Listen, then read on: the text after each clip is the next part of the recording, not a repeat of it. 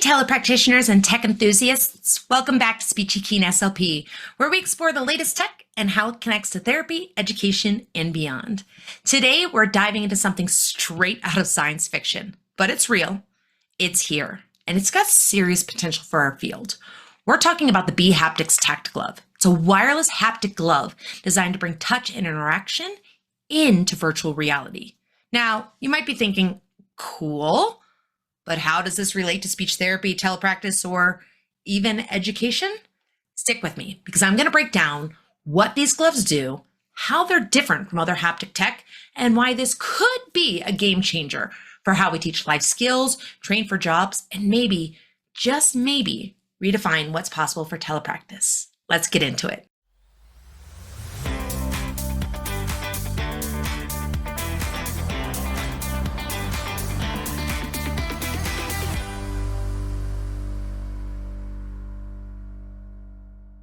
So first, let's talk about what these gloves actually do. The bHaptics TactGlove is a really lightweight wireless glove that lets you feel and interact with objects in virtual reality. Instead of just seeing and moving your hands in VR, these gloves give you haptic feedback, meaning when you grab, press, or touch something, the gloves simulate the sensation in your hands. I pressed buttons, turned knobs, and even pet a cat when I was trying these out. But what makes these gloves different from other haptic gloves? It's a few things. First of all, it's the feedback points. Each glove has 6 haptic feedback points placed in the fingertips and the wrist. These points use small motors to create different types of vibrations. So when you press the button, pick up an object, or interact with something in VR, you actually feel it. What's nice is that there's no extra hand tracking sensors. Unlike other haptic gloves that require external tracking systems, think like bulky cameras or markers everywhere, the TactGlove is designed to work with your existing headset. It's got a really tight fit glove that allows your VR system, whether it's MetaQuest, HoloLens, Ultraleap, etc., to track your hands without needing the extra hardware. It's completely wireless, so no cables or clunky attachments, it's just a Bluetooth connectivity straight to the VR headset. It's really comfortable and adjustable to fit because the glove comes in 4 sizes and it's made of this really soft elastic material, and it has these magnetic straps to ensure it's got a really snug but still pretty natural fit. It's got a pretty practical battery life. The gloves last about 3.5 hours per charge, and a full recharge can take about 2 hours. So right off the bat, these gloves solve a lot of common problems with haptic tech. They're wireless, comfortable, and they don't require extra sensors. But where this gets really exciting is how we can actually use them in therapy, life skills training, and beyond. Let's talk real-world application. And here's where it gets even more exciting. Haptic gloves are just one piece of the puzzle. bHaptics has an entire ecosystem of haptic wearables that could expand what's possible in therapy and training. Imagine combining these gloves with haptic for feet. This is haptic feedback on the feet that could help with gait training, balance therapy, motor planning, or reinforcing movements for clients working on walking mechanics or even low body motor skills. They also have tact suits. This is a full body haptic vest that I was able to try out that allows the user to feel the feedback across their torso and their back.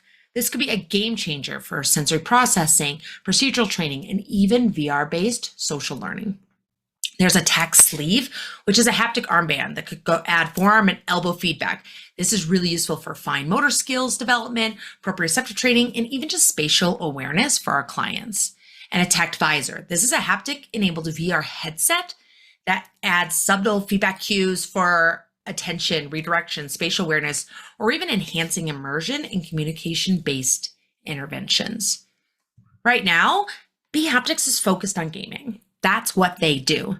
But this is the kind of technology that could revolutionize therapy and job training, especially for individuals who need structured, sensory-based learning environments. Think about it. Therapy often relies heavily on engagement, repetition, and real-world application.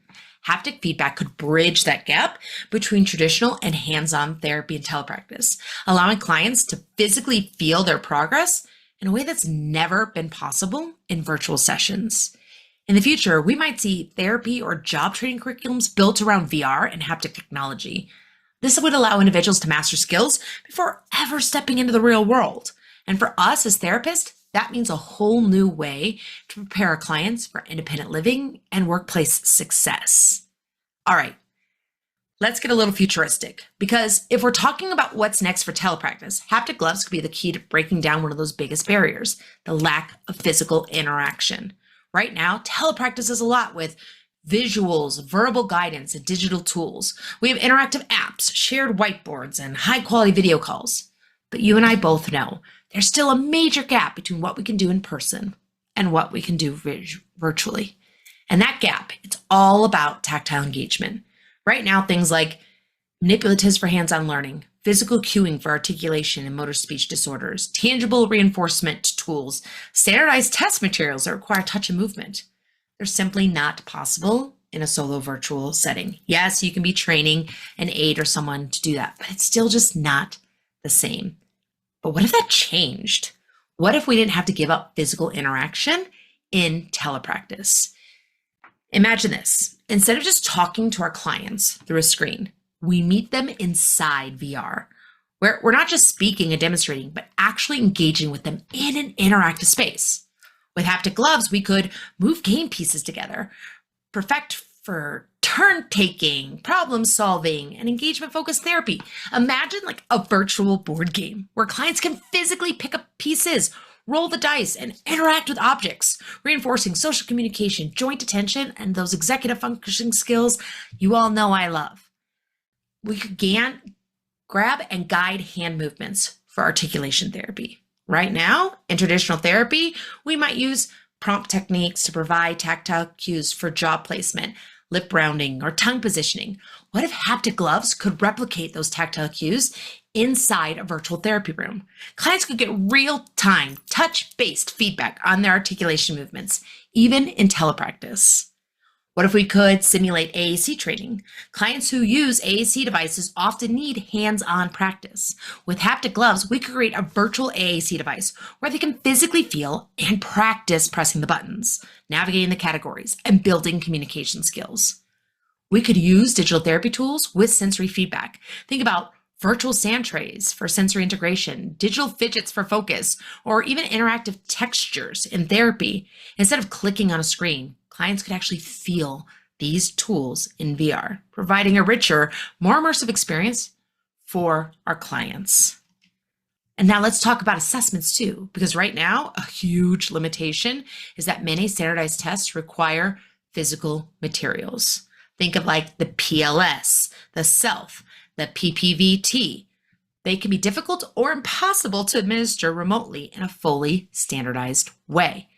But what if we could create a digital version of these tests where clients could actually interact with materials in VR while wearing haptic gloves? Think of a digital PLS kit where kids could physically sort objects, point to the picture, and manipulate the test items just like they would in real life, in-person therapy.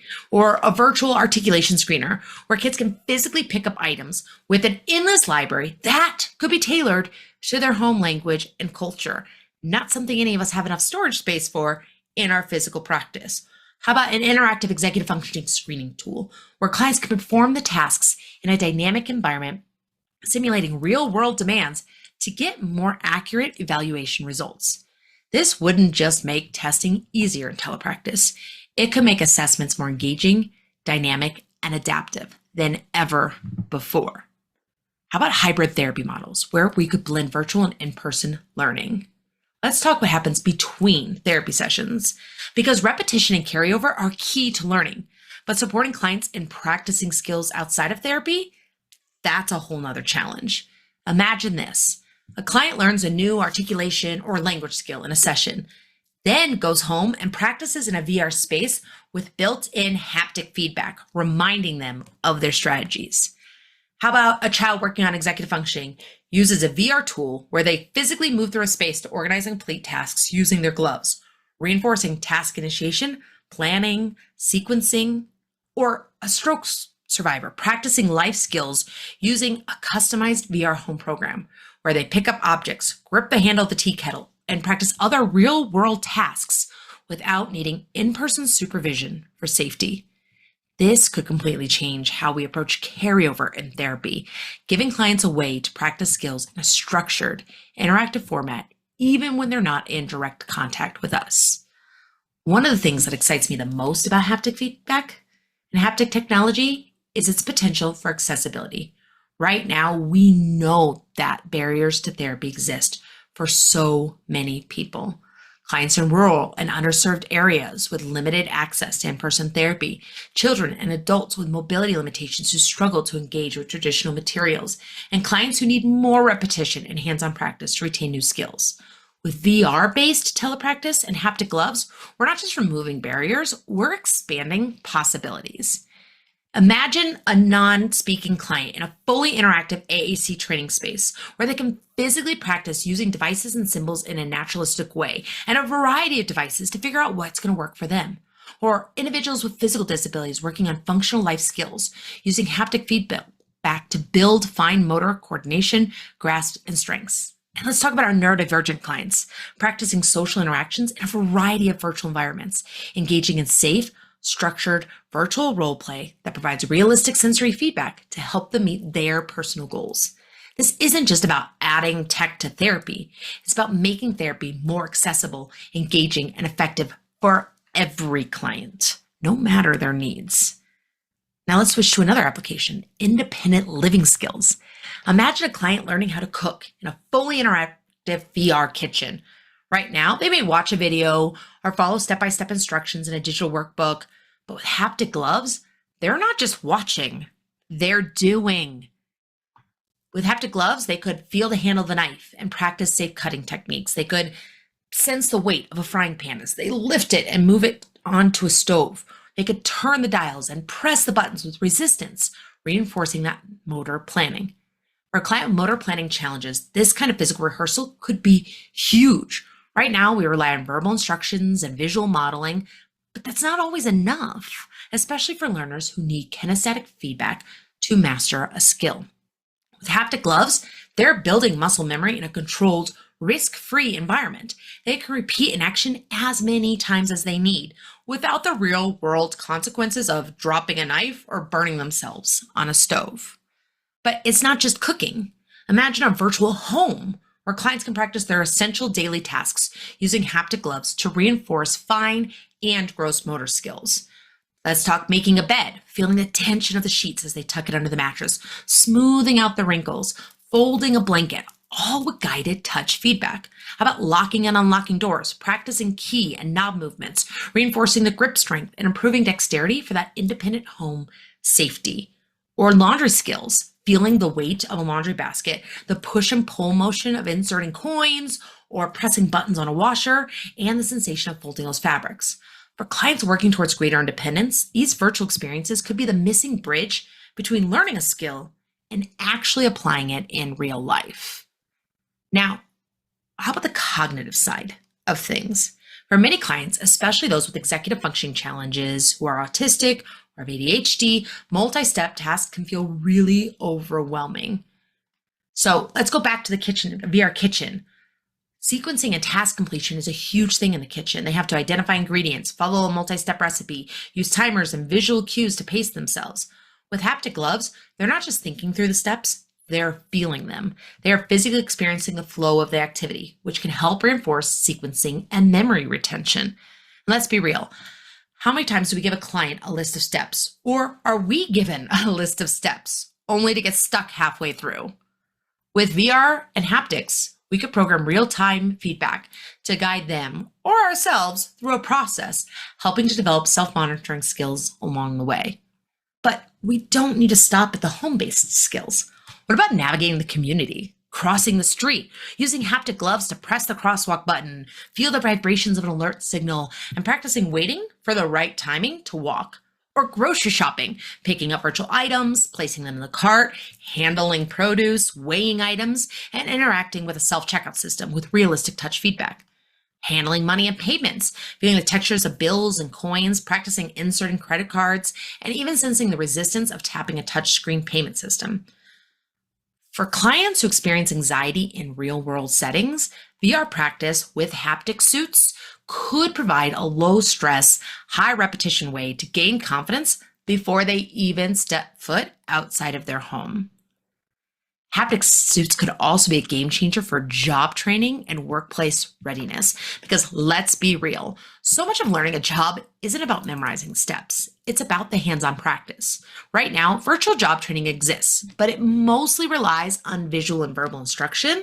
With haptic gloves, we're adding the missing piece, physical interaction. Let's break this down with some more real-world examples. How about stocking shelves and handling inventory? For someone learning to work in a grocery store or a retail environment, they need to practice picking up and placing objects in specific locations, handling fragile items carefully, and organizing products based on categories and labels. With haptic gloves, instead of just watching a video or clicking through an online module, a trainee could physically feel the objects they're placing on a virtual shelf. The gloves could simulate the difference between heavy and light objects, the resistance of stacking boxes, or even the dexterity needed to scan barcodes. This could provide a safe, structured way to repeat the tasks until they become second nature. How about using a cash register and handling money? Operating a cash register requires a combination of fine motor skills, procedural memory, and customer interaction.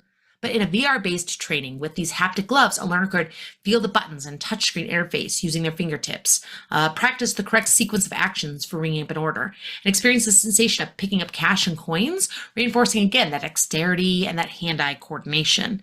For individuals with different disabilities or executive functioning challenges, this type of hands-on repetition is going to build confidence before transitioning to the real-world register. How about assembly line and manufacturing training? In a warehouse or factory jobs, precision and muscle memory are key. Haptic gloves paired with the VR training could allow trainees to learn how to assemble really small parts with precision, practice using virtual tools like wrenches or screwdrivers with resistance feedback, simulate sorting or packaging items, reinforcing correct placement and grip strength required. Imagine a company using this for pre-employment training, allowing individuals to practice before setting foot in the workplace, reducing errors and on-site training time. Now, who benefits most from this kind of training? Well, haptic gloves are exciting for everyone. They could be really especially transformative for neurodivergent individuals. People who are autistic, ADHD, or other neurodiverse conditions often thrive with structured, repeatable training. Haptic suits allow for practice in a controlled environment, reducing sensory overload and workplace anxiety before they ever step foot into the real job. How about individuals with physical disabilities? For people with limited hand strength or coordination, haptic gloves could provide adaptive feedback to build motor control and fine motor precision before working with real tools or equipment. And really anyone with anxiety about job transitions. Starting a new job can be overwhelming, but what if you could practice in a virtual space before day one? Haptic gloves and suits could help ease uncertainty by allowing hands-on experience in a stress-free environment. So what's the big picture here is that haptic gloves can be a bridge, okay? The real magic of this tech is about bridging the gap between theoretical learning and virtual learning and hands-on experience. Right now, telepractice, independent living, vocational training rely heavily on video, visuals, role-playing, or even real-world apprenticeships, which can be overwhelming and impractical for many learners. Haptic gloves add a layer of physical practice in the therapy space and the real-world space, making transition smoother, more engaging, and I think it could be really more effective. And here's something to think about. What if employers started using VR and haptic gloves for onboarding all new hires? So instead of just shadowing somebody on a busy first day, employees could practice in a virtual environment first. All employees. So this isn't just for our clients and just for our students. What if we could change accessibility for everyone? What if families could help their loved ones learn to navigate a new neighborhood or their first apartment, even if they physically can't be there? This can redefine a lot of what we do and the way we do it now. And we're just getting started. So are we ready for a world where we could physically interact with our clients in VR? Maybe not quite yet, but the tech is getting there, and I'll be watching every step of the way. Next up in my CES series, we're going to be looking at smart glasses, because if we're talking about the future of technology, why not make it hands-free? Have any thoughts? Have any questions? Drop a comment or DM me on Instagram, SpeechyKeen, SLP. Let's chat. Make sure you're a subscriber so you don't miss what's coming next. Until then, let's use tech to work smarter, not harder. Take what works, tweak what doesn't, and let's keep innovating for us and for our clients.